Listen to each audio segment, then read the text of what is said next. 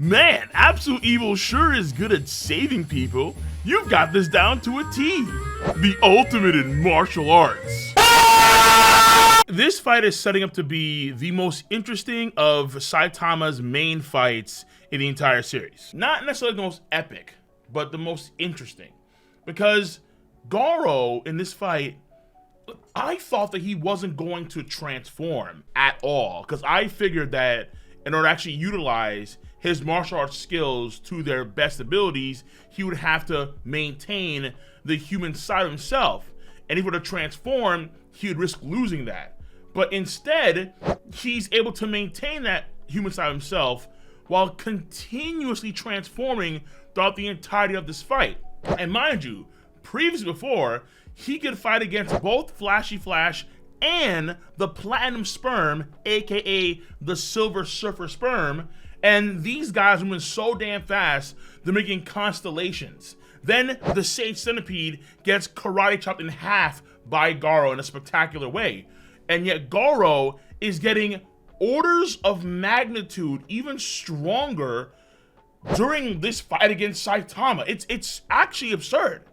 Because Saitama, we know the deal is here. The main interest and uniqueness when it comes to Saitama in this fight is the fact that Saitama is not here to kill Garou, okay? Saitama, for the most part, is pulling back his punches here because of the kid with alopecia, Tario, whatever his name is, and of course her bang as well, where he understands how much work they put into trying to save Garou. And even in this chapter One Punch Man 163, Saitama does note to how impressive that kid was, standing up to Garou, telling Garou to stop pretending being a villain. And yet at the same time, Garou continues to transform and mutate. At some point, he gets wings.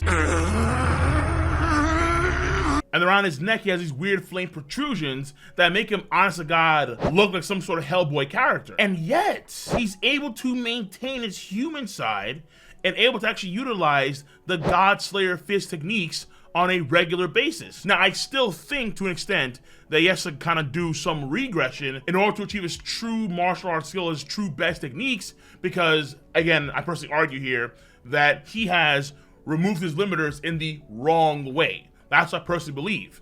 And the fact that he is actually saving people inadvertently while fighting Saitama is proof in a very comedic way that, yeah, Garou shouldn't be doing all this monster stuff.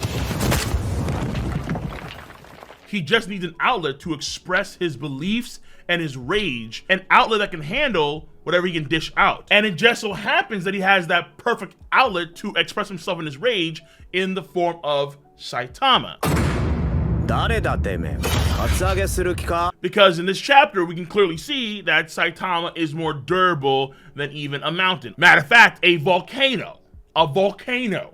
Correct. And I did like how this volcano is actually erupting because of what Monster King Orochi did in the redraw chapters, where he did use a portion of the planet's core for an attack against Saitama. So the fact of the matter here is that Garou continues to evolve, knowing how strong he was when he fight against Flashy Flash and the Platinum Sperm at the same time, him actually beating Platinum Sperm, him actually beating Sage Centipede and that kind of stuff. I think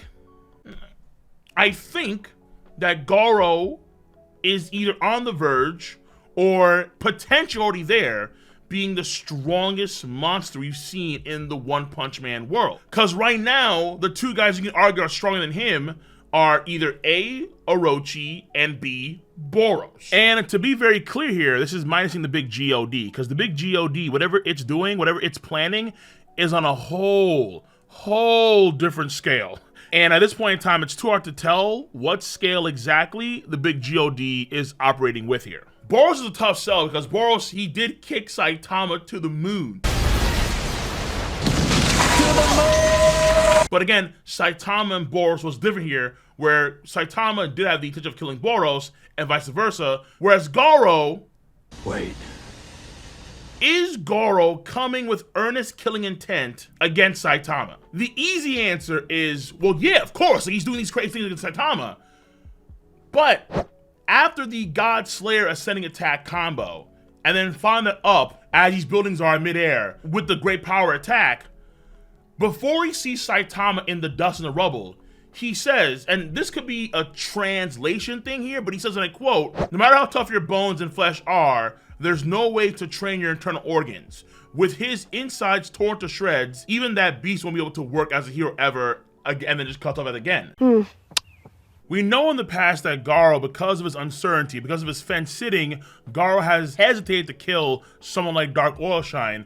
And we have seen the part of other people like Seiryu and the Kid and Saitama that Garou does not admit this killing intent like other monsters do. Maybe one of the core reasons why Saitama doesn't really view Garou as a monster. Rather, he's a can't even drink yet year-old kid. This dude still needs a fake ID, and he is role-playing, LARPing as a monster. And within Garou himself, a tug of war that is to kill or not to kill. That is the question. Because the man hasn't killed a single hero yet. Saitama is going to be the main representation of what a hero truly should be like. And then Garou is going to see that, and then he's going to have this mental tug of war with himself about actually being this absolute evil versus helping the world and maintaining world peace, that kind of stuff. So I actually am looking forward to the next chapters of One Punch Man, seeing this mental struggle within Garou of what he actually wants to be in the future. Because in a way, we all kind of go through that, where we all go through degrees of introspection, where we think to ourselves who we are, what we want to do, and that kind of stuff.